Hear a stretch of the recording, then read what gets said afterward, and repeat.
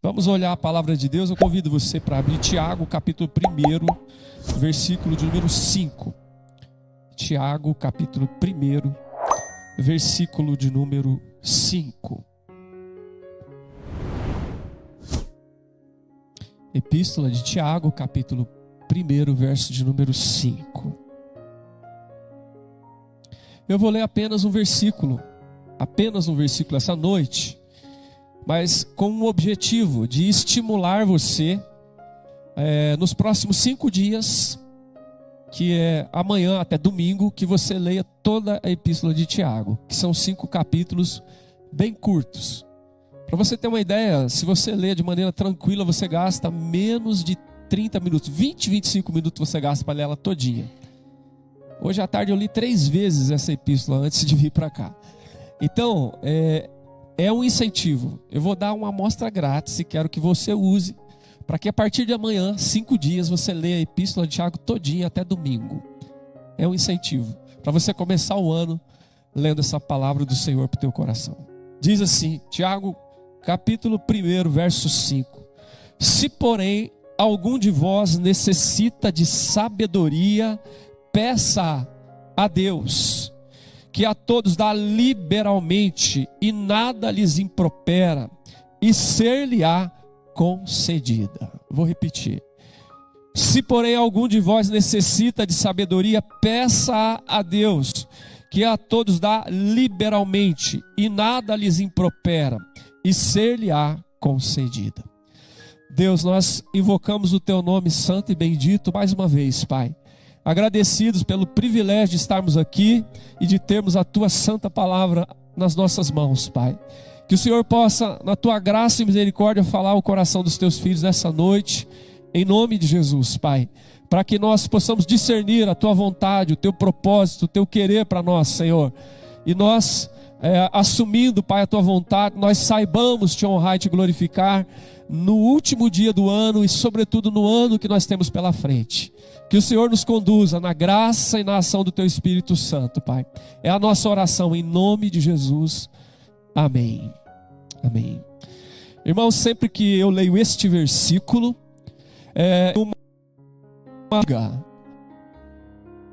uma prece antiga que diz mais ou menos o seguinte: Senhor, dá-me coragem para mudar o que pode ser mudado, e dá-me graça para aceitar o que não pode ser mudado, e também e sobretudo dá-me sabedoria para discernir aquilo que pode daquilo que não pode ser mudado. Olha que coisa surpreendente, é chamada a prece da serenidade. E dizem que ela é usada no AA, no grupo dos Alcoólicos Anônimos. Eles oram ou citam essa prece. E ela é surpreendente, você veja. Ela fala de coragem, de graça e de sabedoria. E é muito importante para nós discernirmos essas 3 coisas, porque às vezes, na nossa vida, há momentos que a gente precisa de coragem e a gente está pedindo graça para Deus. E não deveríamos pedir graça, nós deveríamos assumir e pedir coragem. Ou seja, nós estamos diante de coisas que precisam, que podem e devem ser mudadas. E o que nós temos que fazer é arregaçar as mangas e tomar as decisões necessárias, tomar a postura devida, fazer aquilo que tem que ser feito. Então não é de pedir coragem. E às vezes nós estamos no caminho inverso. Às vezes nós estamos pedindo coragem e uma coisa que nós precisamos é de graça. Quando alguém morre, você não pede mais coragem, você pede graça. Quando alguém passa por um acidente e fica inválido, não adianta mais pedir coragem, agora você tem que pedir graça para lidar com aquela situação, porque é uma situação que não pode ser mudada. Então você precisa de graça de Deus. E o maior desafio é discernir quando é que a gente pede graça e quando é que a gente pede coragem. Porque geralmente nós invertemos os polos, trocamos as bolas e começamos a deveríamos pedir outra. E a sabedoria vai ajudar a discernir uma coisa da outra e a gente pedir aquilo que realmente a gente precisa e faz diferença no momento que nós estamos vivendo. Mas sobretudo, irmãos, eu gosto dessa oração porque ela faz lembrar do texto.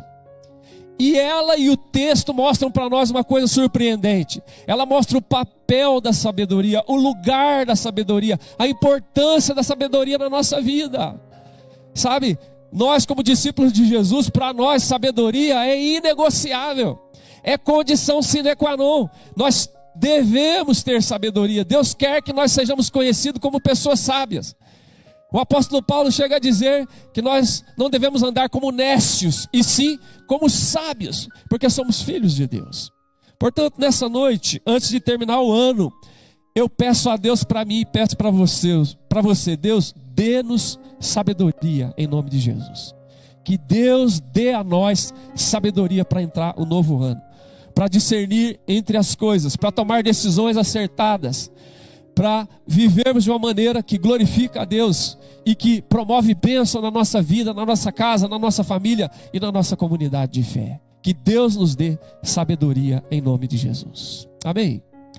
E aqui nesse texto, eu quero destacar 3 aspectos da sabedoria que nós podemos encontrar a partir desse versículo.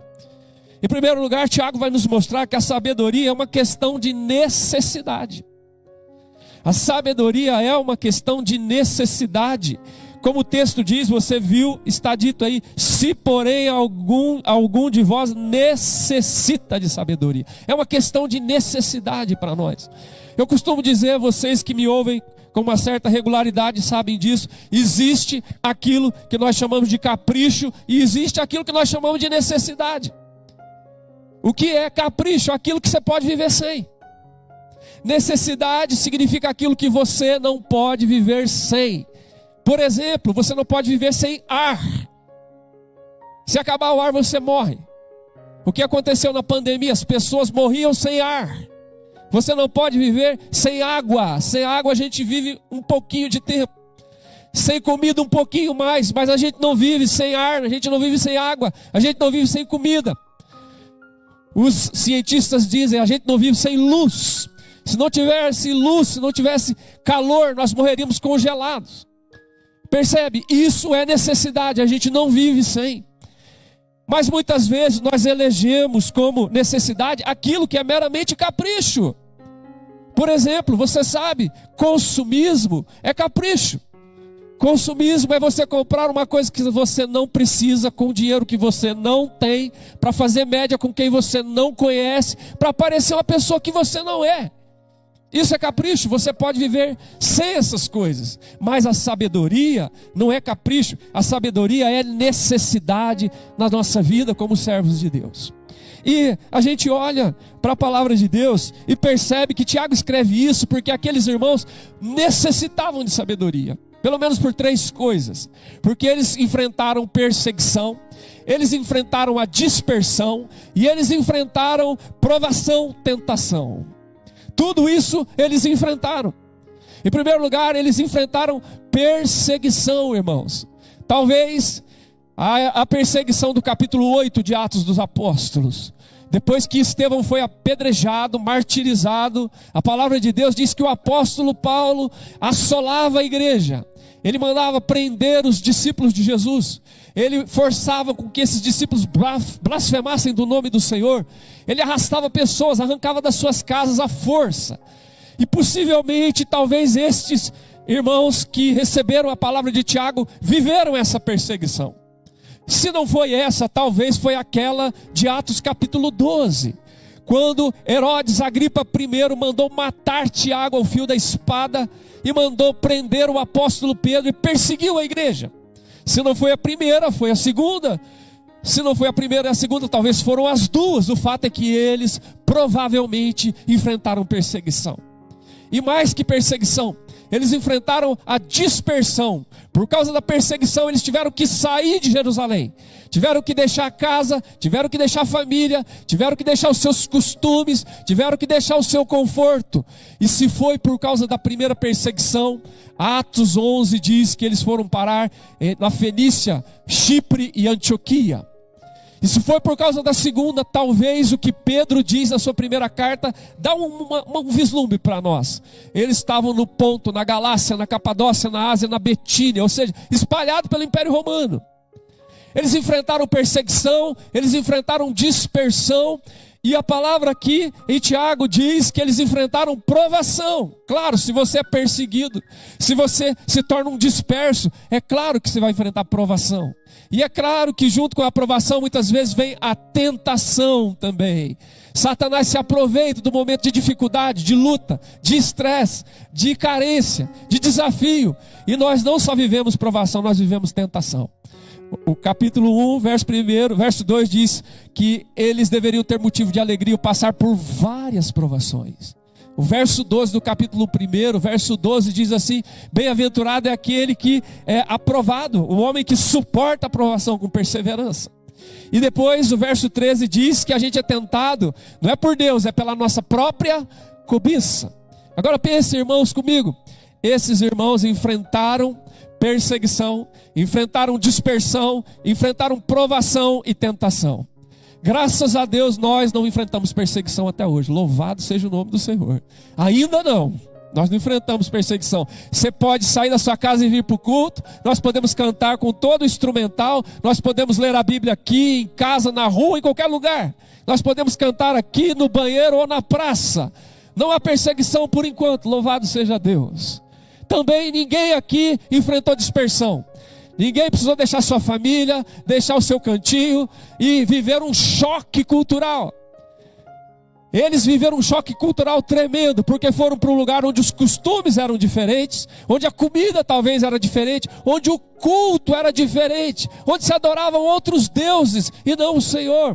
Eles viveram coisas terríveis. Graças a Deus ninguém passa por isso. Eu brinco com a minha esposa, a inesquecível, eu falo para ela que nós somos os mineiros verdadeiros. Ela diz: não, mineira verdadeira sou eu, porque ela é do leste de Minas, e nós somos do sudoeste de Minas.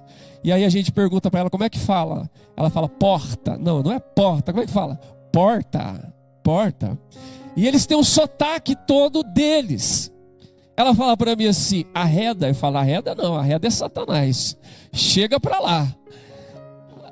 Aí ela fala assim: vai entornar, vai entornar. Não, não vai entornar, vai derramar.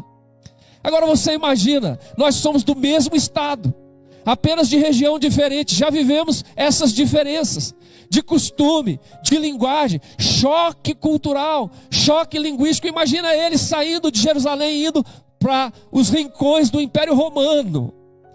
Nós, graças a Deus, não vivemos perseguição. Nós, graças a Deus, não vivemos dispersão. Mas nós também precisamos de sabedoria. Por causa das circunstâncias, por causa dos outros, por causa de nós, por causa do Satanás, nós precisamos de sabedoria. Às vezes é por causa das circunstâncias.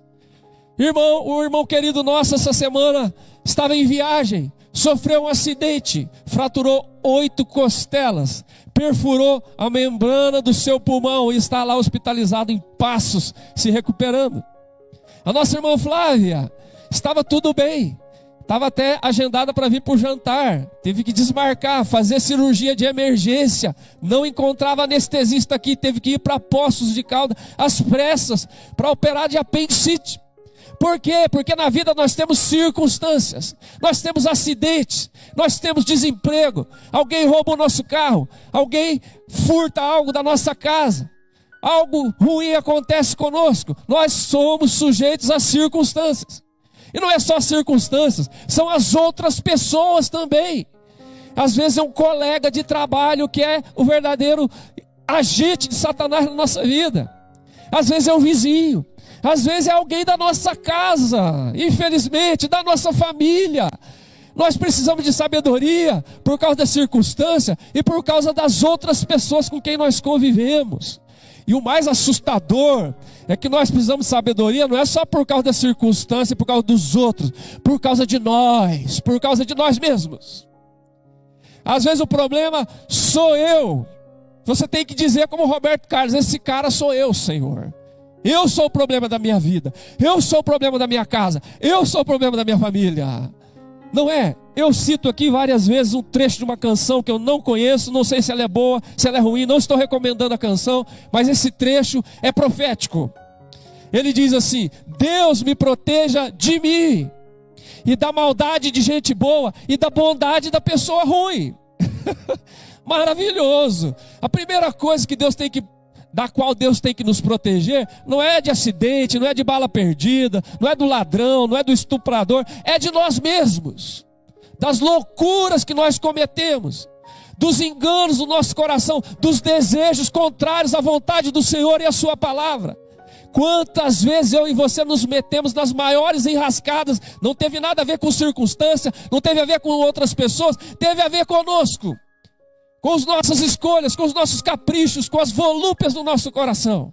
Deus me proteja de mim, mas também da maldade de gente boa. Proteja, Senhor, em nome de Jesus. Por quê?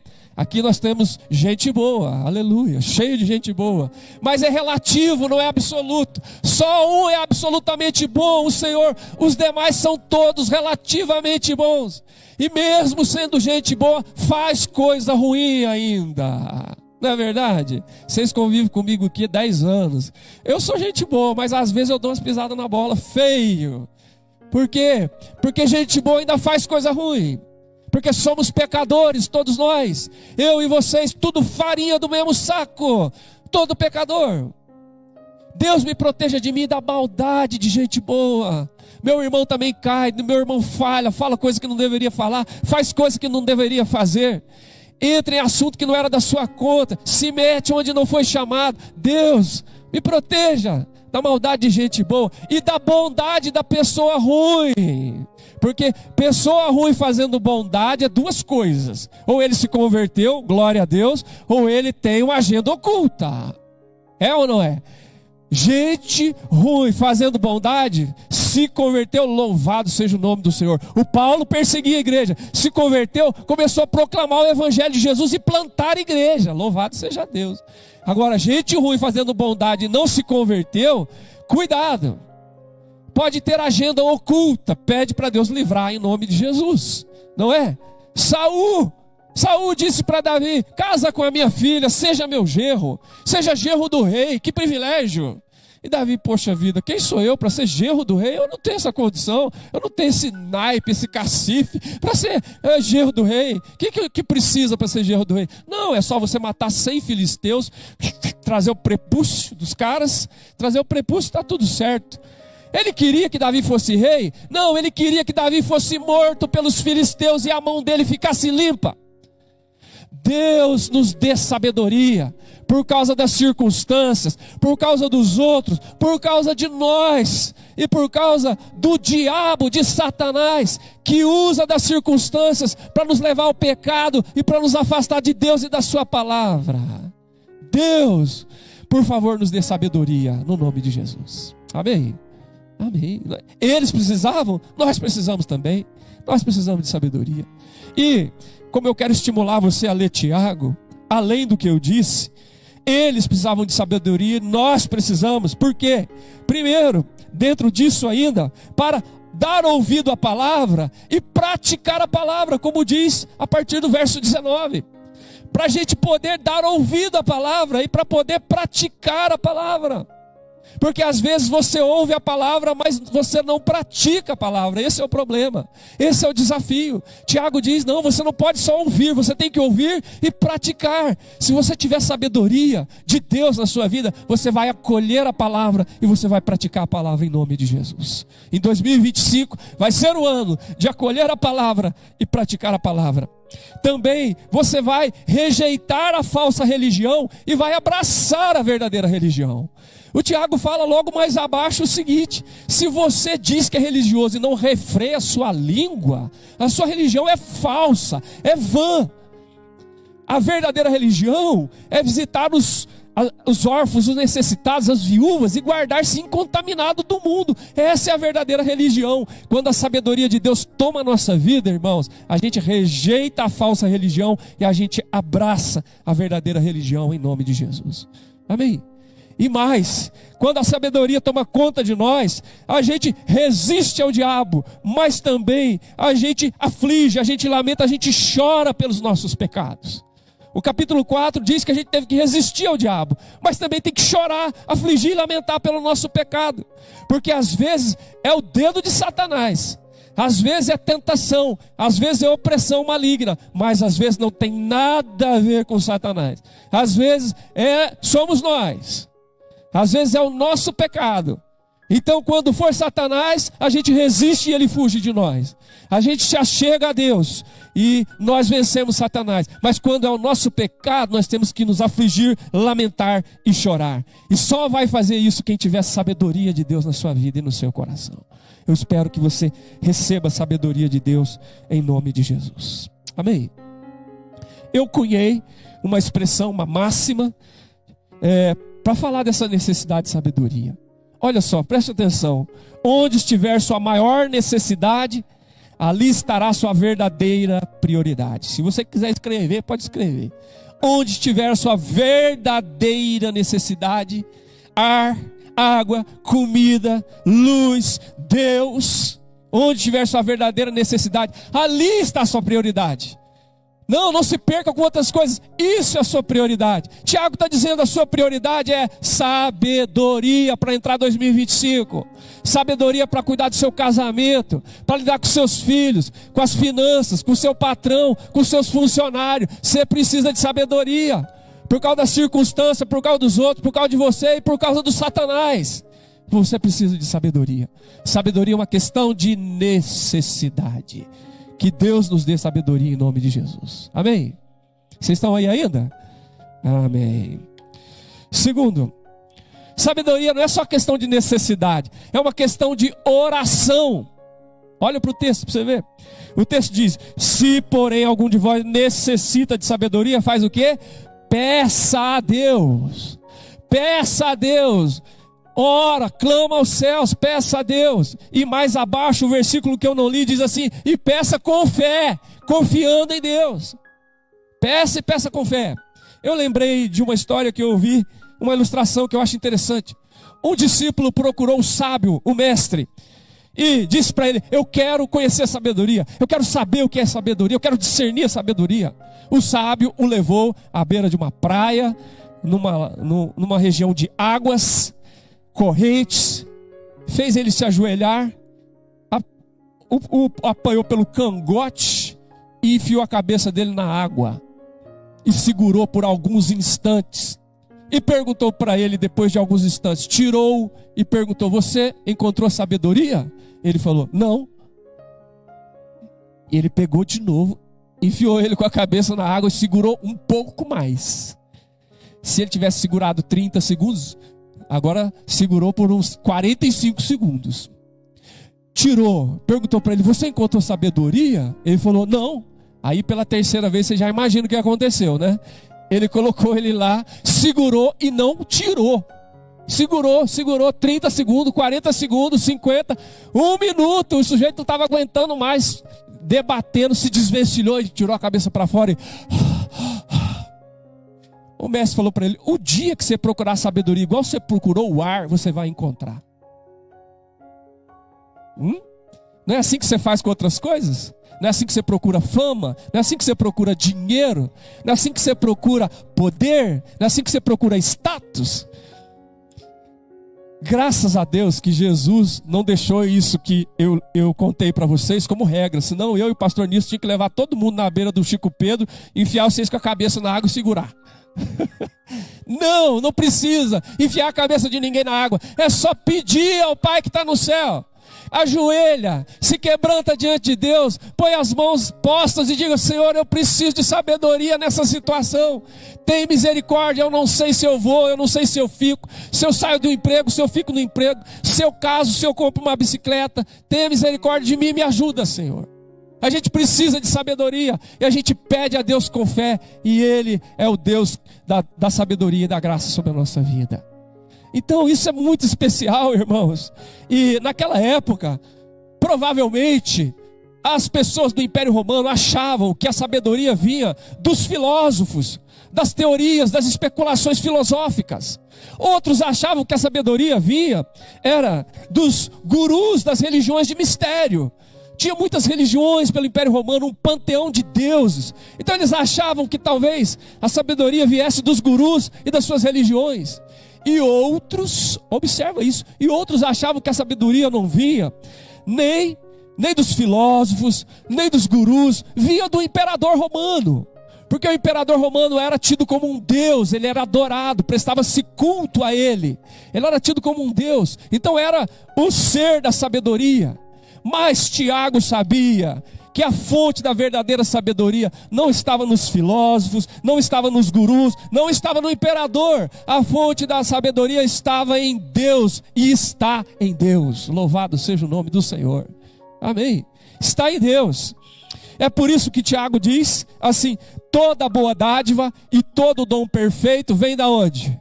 Vem do alto, vem descendo do alto, descendo do Pai das luzes, em quem não existe variação ou sombra de mudança. A sabedoria que você precisa vem de lá, vem de cima. Como diz o Hernandes, não é autoajuda, é ajuda do alto. É sabedoria do céu descendo na terra. É sabedoria de Deus na nossa vida que nós precisamos. E a palavra vai nos mostrar, por exemplo, que no Antigo Testamento tinha uma trilha da sabedoria, uma trilha. Quando a gente mora em região rural, né, reverendo? Eu ia buscar leite lá no seu André Palma, passava atrás do cemitério. Imagina, eu era um menino, não tinha nada, era só mato, o cemitério, e eu passava no meio do cafezal, tinha um trilho. E eu ia assim orando: Deus tenha misericórdia de mim, tal. E quando eu voltava com a leiteirinha, ia assim. Quando terminava, eu saía correndo. A hora que saía do cafezal, eu saía correndo. Mas tem um trilho onde você passa. Já foi batido, alguém pisou lá e você passa por lá. Provérbios tem um trilho da sabedoria. Provérbios diz assim, Provérbios 1 diz assim: o temor do Senhor é o princípio da sabedoria. A chave da verdadeira sabedoria é temer a Deus. E diz mais a palavra de Deus, Provérbios 2:6 diz assim: porque o Senhor dá a sabedoria, é Ele que dá a sabedoria para nós. E diz também, do lado negativo, ele diz, Provérbios 3:5: não te estribes no teu próprio entendimento. Ó, o Claudinei que gosta de cavalo, e os irmãos aí, coloca o pé no estribo do cavalo, se firma para subir no cavalo ou para descer. Ele diz: não use esse estribo do seu entendimento, porque é falho, porque você é pecador, porque você é falível, porque você é limitado. Não te estribe no teu próprio entendimento. Provérbios, capítulo de número 3, verso 7 diz: não seja sábio aos teus próprios olhos, teme ao Senhor e aparta-te do mal. Percebe, irmãos? Então nós precisamos pedir sabedoria a Deus, pedir sabedoria a Deus. E eu me lembrei do pastor Ricardo Agreste. Ricardo Agreste é um pastor muito conhecido, conceituado da Igreja Presbiteriana do Brasil, da Chácara Primavera em Campinas. E ele estava num encontro, eu acho que na Ultimato, eu não sei, ele encontrou o reverendo Elvis Len César, editor da revista Ultimato, já falecido. Quando ele encontrou um pastor mais novo, encontrou um pastor mais experiente, igual aqui, ó, entende? Eu sou mais novo, hein, gente? E ele é o mais experiente. Aí encontrou com ele e falou: reverendo, que alegria encontrar o irmão, que coisa boa. Escuta, reverendo, quando é que vai sair o próximo livro? Quando é que o senhor vai dar a próxima palestra, reverendo? Que coisa boa. O Elvis Len César, já idoso, sábio, falou com o Ricardo: Ricardo, agora eu oro diferente. Antes eu orava assim: Senhor, me dá graça para escrever esse livro, me dá graça para ir nessa palestra, me dá graça para ir nessa igreja. Eu agora estou orando ao contrário. Eu estou orando o seguinte: Senhor, não me deixe escrever o que eu não tenho que escrever, não me deixe ir onde eu não tenho que ir, não me deixe eu falar o que eu não tenho que falar. O Ricardo Agreste ficou tão impressionado com isso que ele escreveu num livro que eu li, e ele escreveu assim: o triste não é ficar velho, o triste é, em se tornando velho, não ficar sábio. Porque ficar velho não é opção, mas se tornar sábio é opção. Gente, se Jesus não voltar antes, ou se você não morrer, você vai ficar velho. Desculpa eu te avisar, mas você vai ficar velho. As rugas vão aparecer, o cabelo vai cair ou vai branquejar, né? Vai acontecer aquilo que você não quer, mas vai acontecer. Agora o problema não é ficar velho, o problema é se tornando velho não se tornar sábio, ficar um velho rabugento, fofoqueiro, sabe? Um velho amargo, um velho sem temor de Deus, um velho sem fé. Isso é que é terrível. Ingrato, isso é que é terrível. Então ele diz: não, o triste não é ficar velho, o triste é ir se tornando velho não ficar sábio, porque ficar velho, se Jesus não voltar, se você não morrer, não é opção. Ficar velho é fatal, mas ficar sábio, se tornar sábio é uma opção para nós. Eu quero abraçar essa opção, eu quero ser sábio em nome do Senhor Jesus. Amém? Eu quero ser sábio. Então, irmãos, nós precisamos seguir o que Jesus disse. Tiago fala assim: peça a Deus e peça com fé. Jesus diz assim: pede, busca e bate. Pede, busca, bate. Porque todo que pede, recebe. Todo que busca, encontra. Todo que bate, a porta vai abrir para você. Que a porta se abra, que você torne um velhinho sábio, cheio do Espírito Santo, uma velhinha cheia da graça de Deus, em nome de Jesus. Amém? Amém. Então, olha só, que Deus nos dê sabedoria. Porque sabedoria é uma questão de necessidade. E é uma questão de oração.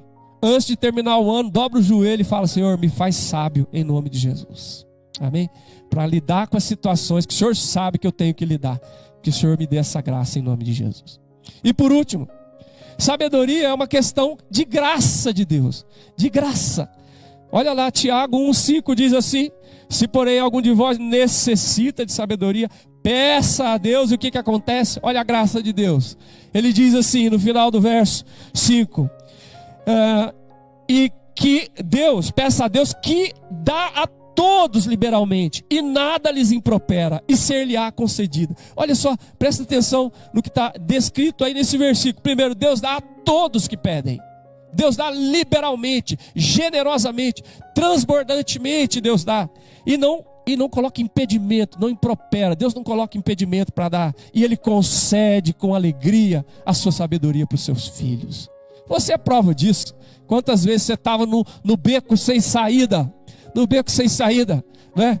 Não tinha, estava igual o povo de Israel. Se da frente o Mar Vermelho, atrás o exército de Faraó, e não tinha o que fazer. E Moisés olhou para o alto e, clamando a Deus, o Senhor falou: não, nada, diga ao povo de Israel que marche. E eles marcharam e as águas se abriram. Irmãos, quantas vezes nós estávamos assim, não é? Precisando de sabedoria, e nós pedimos, e a graça de Deus derramou sobre nós sabedoria. Eu queria propor para vocês aqui uma coisa que é da minha cabeça, tá? Se não concordar, não tem problema. Se você consultar os universitários e achar que tem outro jeito de fazer, também pode, não tem problema. Mas eu sempre faço diferença entre inteligência, conhecimento e sabedoria. Inteligência é raciocínio lógico, é capacidade cognitiva, é perspicácia, é algo que você pode e deve desenvolver e aprimorar. A inteligência você deve aprimorar. Conhecimento é diferente. Conhecimento é acúmulo de informação, de dados, de fatos. Algo que você pode e deve adquirir. Adquirir. Por exemplo, teve muita coisa que você não nasceu sabendo. Você ganhou conhecimento para fazer isso que você faz com destreza, com maestria no dia de hoje. Eu não nasci sabendo tocar violão, mas eu aprendi, acumulei conhecimento e hoje, malemar, toco um pouquinho de violão. Mas foi adquirido o conhecimento, certo? A sabedoria é outro nível. Sabedoria não é meramente inteligência, não é meramente conhecimento. Sabedoria é conexão com o céu, é sintonia com Deus, é comunhão com Deus, é poder praticar os princípios da palavra de Deus na vida. No casamento, no trabalho, nas finanças, no convívio com a família. É aplicar os princípios de Deus na vida. Isso você não desenvolve, isso você não adquire, isso você ganha. É presente de Deus. Ou Deus te dá, ou você não tem. É graça, é presente de Deus. Por isso que a gente pede: Senhor, dá sabedoria. Porque é o Senhor que pode dar isso para nós. Essa história eu não gosto de repetir aqui, mas como tem visitante, hoje eu vou repetir. É a história do nosso querido juiz, Dr. Ivan Macedo. Dr. Ivan Macedo, juiz aposentado da nossa cidade. Nós tínhamos um grupo de visitação, né, Moisés, que rodamos Muzambinho, visitando pessoas que não eram da nossa igreja. Fomos visitar o Dr. Ivan Macedo. Reverendo Nilson, eu e várias pessoas. Reverendo Nilson pregou a palavra, nós cantamos, oramos. Ao final da visita, da reunião, o doutor Ivan Macedo começou a contar uma história, porque tinha citado alguma coisa de sabedoria na mensagem, e ele foi contar uma história para nós. Ele disse: eu fui dar uma palestra em BH para os juízes, e eu contei o que aconteceu comigo, na minha vida. Eu fui cobrir um juiz numa comarca vizinha. Chegando lá, estava atendendo o seu Zé, um homem simples, humilde, iletrado, aos nossos olhos uma pessoa ignorante. E veio à minha mão um caso que se arrastava nas barras dos tribunais e não havia solução. Era um litígio entre dois irmãos sobre herança. Isso quase não acontece, só acontecia naquele tempo, não é verdade? Nem na sua família isso acontece, só naquele tempo que acontecia. E aí chegou ao juiz o caso, e o seu Zé, ouvindo, falou: nossa, isso aí é fácil demais de resolver, doutor. Aí se o doutor Ivan fosse arrogante, fosse presunçoso, fosse sábio aos seus próprios olhos, ele ia descascar o seu Zé de alto a baixo. Mas ele é um homem humilde, um homem inteligente, que tem conhecimento e que tem sabedoria. Ele falou: como assim, seu Zé? Como assim? É fácil. O senhor conhece o caso? Sim. O senhor conhece as pessoas? Sim.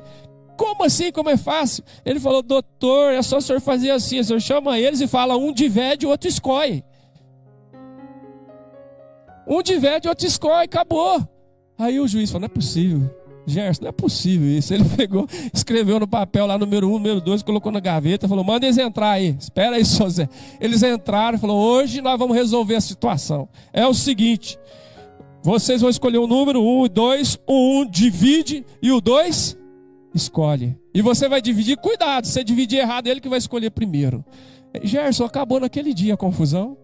Dividiram o terreno e os dois ainda voltaram à reconciliação entre irmãos.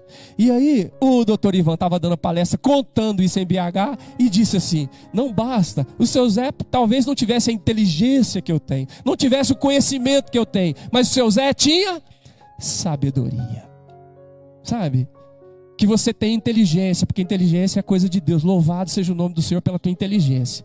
Que Deus te dê conhecimento, que você tenha uma bagagem de conhecimento extraordinária, mas que não falte para você sabedoria em nome de Jesus.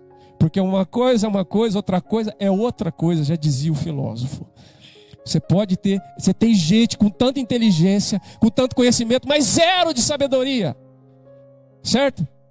Olha, é um bonsai de sabedoria, é um pigmeu de sabedoria, mas a palavra de Deus não nos permite ser pigmeus, ela faz-nos sequoias gigantescas pela presença de Deus e pela glória de Deus e pela graça de Deus, colocando sabedoria na nossa vida. Amém, irmãos? Então, eu queria ir para a parte final desse ponto dizendo o seguinte, que Deus dá para nós sabedoria apesar de nós e a despeito das circunstâncias. Ele dá sabedoria apesar de nós não merecermos às vezes, apesar de nós tomarmos decisões ruins. Ele dá sabedoria apesar da circunstância, apesar de nós. Deus dá sabedoria. E eu e você somos prova viva disso. Somos prova viva. Louvado seja o nome do Senhor. Olha só. E eles precisavam, as pessoas para quem Tiago escreveu precisavam disso e nós precisamos. Por quê? Eu vou dar alguns exemplos para você estimular você a ler Tiago. Primeiro, porque eles estavam enfrentando, porque a sabedoria não é só para enfrentar circunstância, é para enfrentar nosso pecado. Certo? É para enfrentar nosso pecado. Eles precisavam enfrentar o pecado da acepção de pessoas e o mau uso da língua. E nós também. Nós precisamos enfrentar o pecado da acepção de pessoas e o mau uso da língua que a gente faz, eu e você, durante o ano 2024. Quantas vezes nós usamos a nossa língua de uma maneira que desonrou o nome do Senhor? Que Deus tenha misericórdia de nós, que Ele nos dê sabedoria, para a gente não fazer acepção de pessoas, escolher os ricos, escolher os bonitos, escolher os etiquetados e deixar os pobres, os miseráveis, não é, de lado. Não. Nós não podemos fazer acepção de pessoas. E também não podemos continuar usando a nossa língua de maneira ruim. Porque nós precisamos lidar com as contendas e com as guerras que existem entre nós. E também com a opressão e com a injustiça que existe às vezes entre nós. O capítulo 4 fala disso. Fala das guerras e contendas que existiam no meio da igreja. Não é no mundo, não. É na igreja.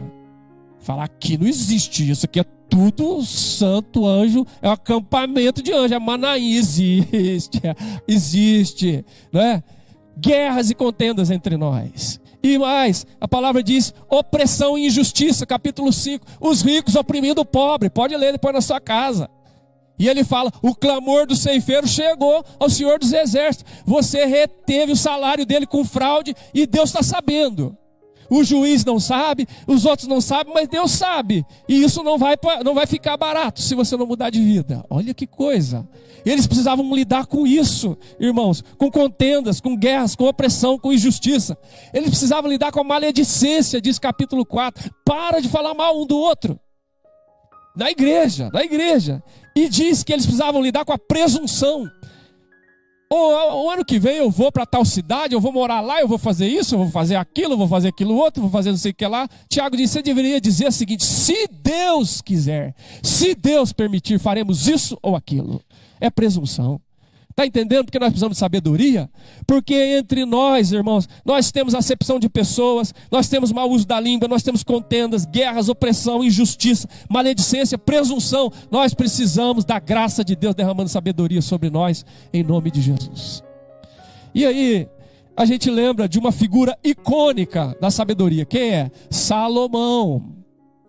Salomão reconheceu que precisava de sabedoria, pediu sabedoria e recebeu sabedoria por causa da graça de Deus. Ele recebeu sabedoria.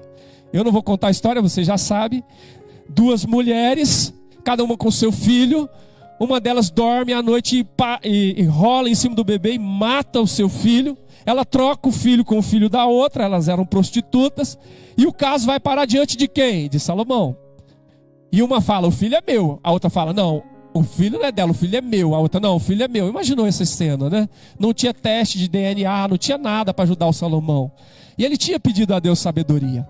Ele falou para o soldado, pega uma espada e corta essa criança no meio, dá um pedaço para cada uma, resolve essa situação. Salomão era prático, né? Corta e dá um pedaço para cada uma. A mãe, com o instinto materno, falou, não, pelo amor de Deus, dá para ela o neném. Eu prefiro meu filho inteiro com ela do que em pedaço. A outra, que não era mãe, falou, pode cortar, porque eu quero o meu pedaço. Salomão falou, esta aqui é a mãe, essa é a mãe. Deus deu sabedoria para ele. Irmãos, nós precisamos de sabedoria, sabe? Você e eu precisamos que Deus nos dê. Porque é uma questão de necessidade, é uma questão de oração e de graça de Deus derramado sobre a minha e a tua vida. Que Deus derrame essa graça sobre você em 2025, em nome de Jesus. Amém?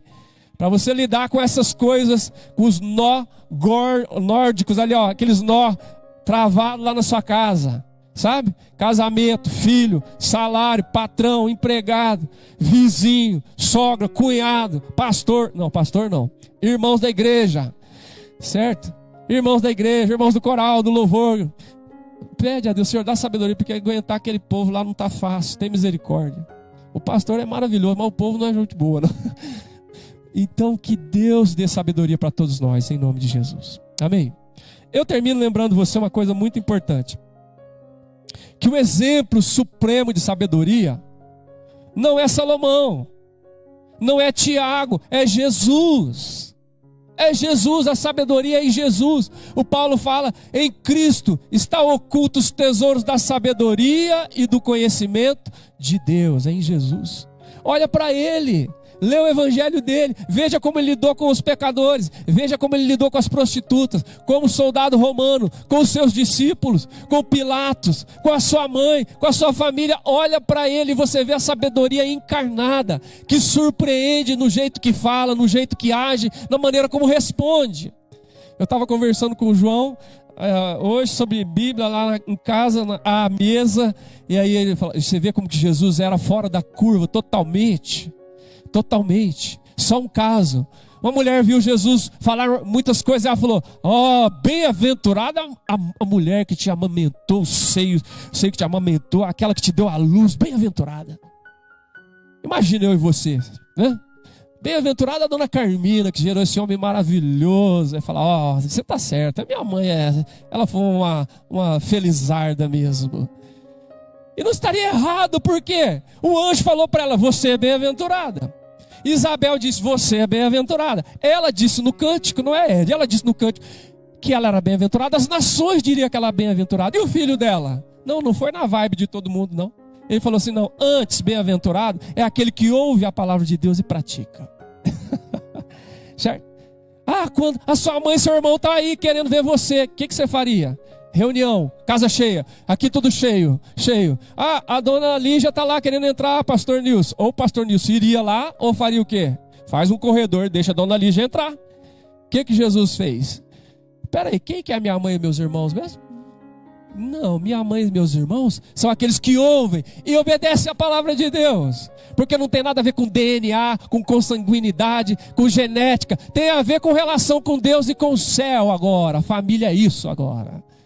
A sabedoria suprema está em Jesus. Por isso que você tem que olhar para o autor e consumador da fé, o Senhor Jesus. Amém? Vamos orar? Fica de pé para a gente orar. Fecha os teus olhos. Pensa um pouquinho. O que você está querendo pedir para Deus para o próximo ano? Um emprego novo? Um namorado? Uma namorada? Que o salário aumente? Que você passe no vestibular e entre na faculdade? Tudo isso é válido, que Deus dê, em nome de Jesus. Comprar um carro? Glória a Deus. Comprar uma casa? Amém, que Deus dê. Mas que juntamente com isso Ele te dê sabedoria, para que você não construa com uma mão e derrube com a outra. Que Ele te dê sabedoria em nome de Jesus. Pai, obrigado, Senhor, porque o Senhor nos traz a Tua palavra, para que nós entremos no novo ano, Senhor, com esse desejo no nosso coração, que o Senhor derrame sobre nós sabedoria. Era o que o pastor Tiago queria para o seu povo, Pai. Para aquele povo que viveu perseguição, dispersão, tentação, provação. Ele queria isso para eles, eles precisavam disso. E nós precisamos desesperadamente, Senhor. Que o Senhor nos dê sabedoria nesse novo ano, para que nós possamos honrar e glorificar o Seu nome, Pai, com a nossa decisão, com a nossa caminhada de vida. E para que as bênçãos do Senhor sejam desfrutadas na nossa vida, de uma maneira, ó Deus, que realmente é a Tua vontade e para a glória do Senhor. Acolha a oração dos Teus filhos, naquilo que eles precisam, Senhor. De uma casa, de um carro, de passar no vestibular, de ter um bom salário. Que o Senhor abençoe em nome de Jesus. Porque o Senhor é bom, a Sua misericórdia dura para sempre. Se nós que somos maus sabemos dar boas coisas para os nossos filhos, quanto mais o Senhor, Pai. Que o Senhor dê, mas que o Senhor não só negue nessas vidas a Tua sabedoria. E que eles possam olhar sempre para Jesus, para reconhecer a fonte da verdadeira sabedoria. É o que nós te pedimos. E pela fé te agradecemos em nome de Jesus. Amém, amém, amém.